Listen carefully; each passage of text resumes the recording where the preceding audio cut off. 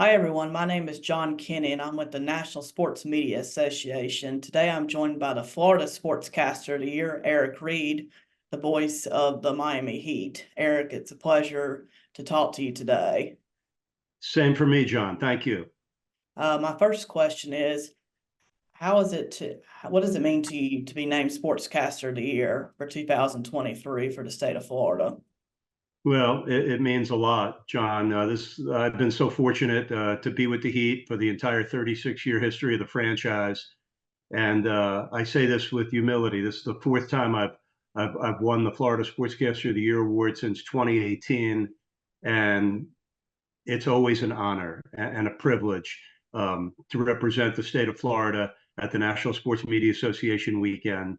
Um, but I want to reinforce this. I read this somewhere, and I really feel it fits. It's not the awards of the profession; it's the rewards. And the reward for me is, I've been doing this for 47 years, announcing basketball for somebody ever since I started in 1977 at Cornell University. The reward is how much I enjoy the job, how much pleasure and joy I still get from doing every single game. So yeah, it means a lot. When you first started as the Heat, you were the analyst. How's that helped you form your relationship with the analyst that you currently have, knowing that you were the analyst and now you're a play-by-play, so you were in that role as an analyst when you first started your career with the Heat?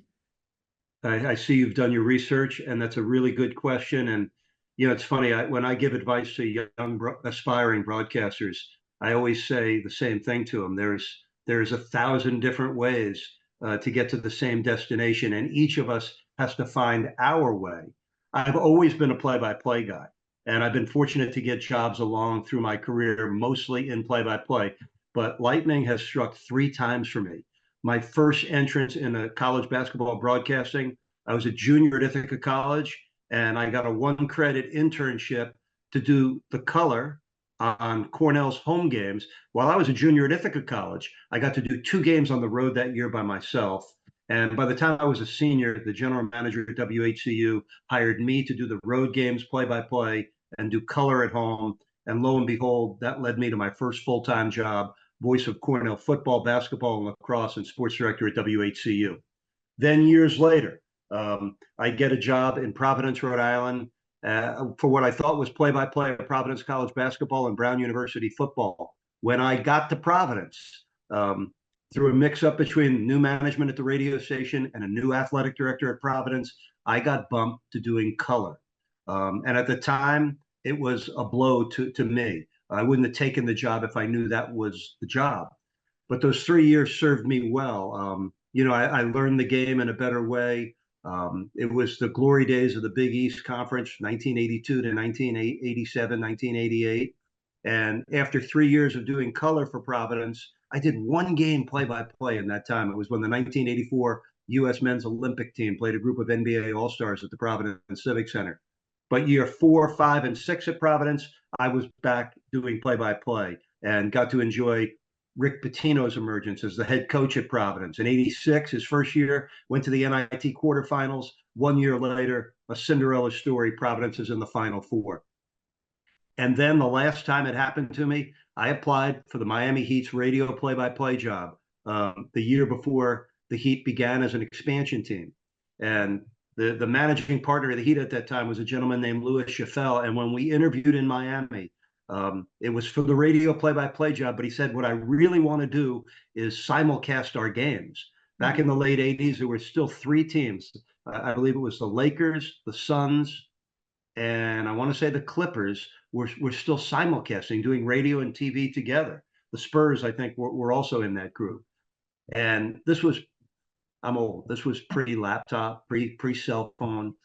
So you know how I went back to Providence. I was working in television in Boston at that time too for NESN, doing Red Sox and Boston College football and a million other things. I got a subscription to the Miami Herald. I interviewed in the spring of '87, and through the next 4 or 5 months, I got a subscription to the Miami Herald that came to my house a day late every day. And that's how I followed the Heat in the months before the Heat's inaugural NBA season. And one day I opened up the newspaper and it said, the Miami Heat hire Sam Smith to do play-by-play on the simulcast. And I immediately picked up the telephone, called up my employers at the New England Sports Network in Boston, and I said, I didn't get the job. I'm back. And NESN really wanted me to stay, and I was happy to stay. And I was like 2 or 3 games deep into my Boston college football season that year. And one night late, the phone rings. It's the Heat. They want me to fly down the next day. They still want me to do color on the simulcast, but there were play-by-play opportunities on the side. I was going to get to do University of Miami football on Sports Channel Florida and a package of 18 to 20 University of South Florida basketball games, in addition to doing all 82 Heat games. Because those play-by-play opportunities were there, it gave me the courage and the strength to say, yes, I'll take the job, even though I had real doubts whether I could pull off being a color analyst at the NBA level. But I did that for 3 years while keeping my play-by-play skills sharp. And in year 4, the Heat moved me into doing play-by-play. 1 year of the simulcast. In year 5, and that was a joy. It was the first year the Heat made the playoffs. Year 4 of the franchise, I got to do radio and TV simultaneously. It was a play-by-play guy's dream. And in year 5 of the franchise, it split. Radio and TV became separate entities, and I've been the TV play-by-play voice ever since. I've done over 2,600 Heat telecasts, and really, I can honestly tell you, I've enjoyed each one. And the long-winded answer, my background as a color guy did help me expand my knowledge of the game at every level and understand that role even more than most play-by-play guys do. Did you have any mentors that you relied on in your career now, and then when you were going up into the play-by-play career? Well, I had a lot of broadcasters that I looked up to, John. I would say the first ones were, as a kid growing up on Long Island and near New York, Marv Albert doing the Knicks on radio. Merle Harmon was the New York Jets radio play-by-play guy during their 1969 Super Bowl season. I worship both of those guys. I sat on the edge of my bed night after night, listening to those games on the radio, and loved it. My aspirations were to be a radio play-by-play guy. I was not thinking about TV back in those days.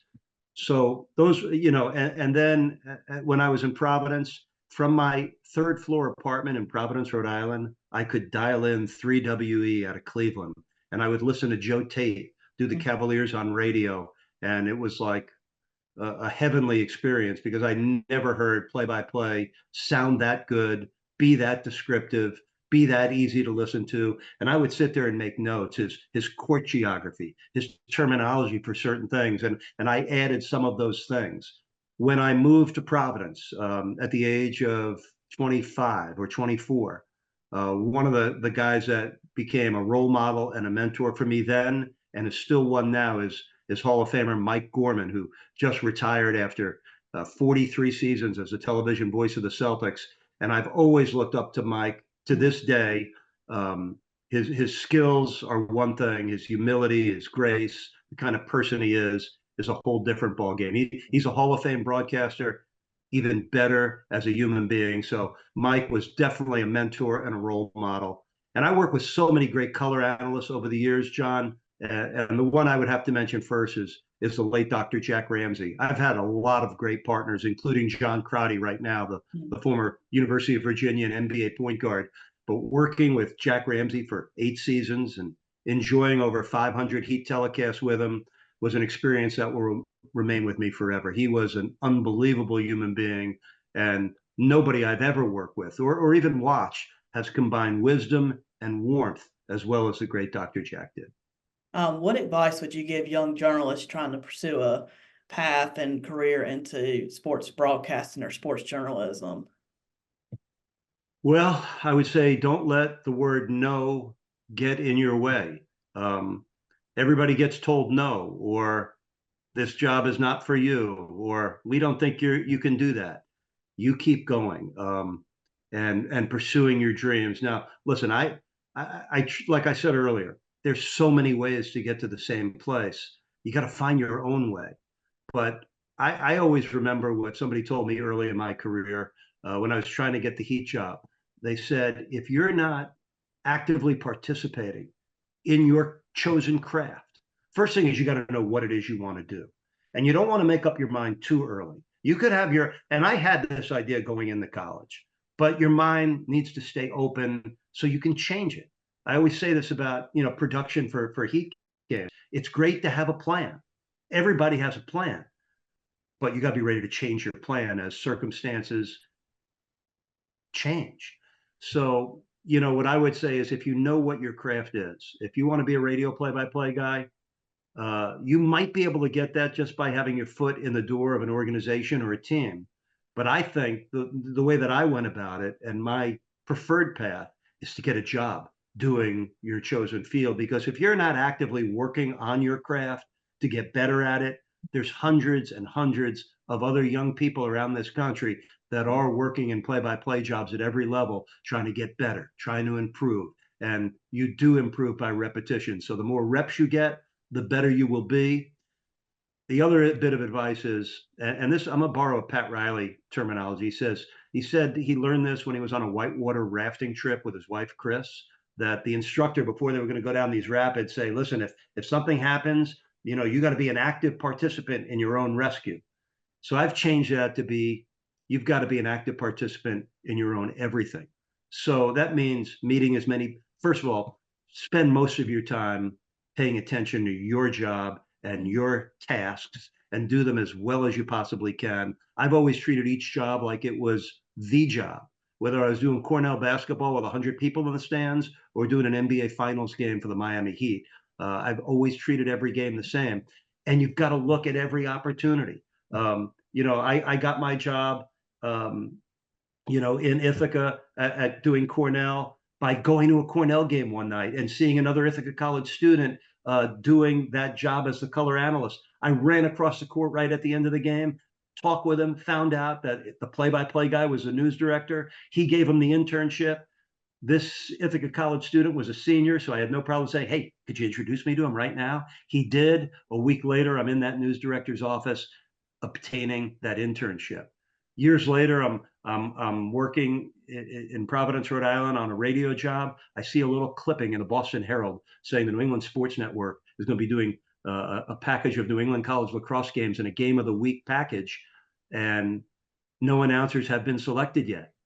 I did 5 years of lacrosse on radio at Cornell University. I cold called NSMA, and a week later, I got hired over the telephone to do those 10 New England college lacrosse games, and that opened the door to TV. So meet as many people as you can, make the phone call or write the letter, do your networking, but again, spend most of your time taking care of the present. And I always believe when you do that, the future tends to take care of itself. Thanks again, Eric, for taking the time to speak with me today, and congratulations again on your 2023 National Sports Media Association Award. John, thank you very much. Nice to spend a few minutes with you, and look forward to meeting you in person in Greensboro next month. Thank you.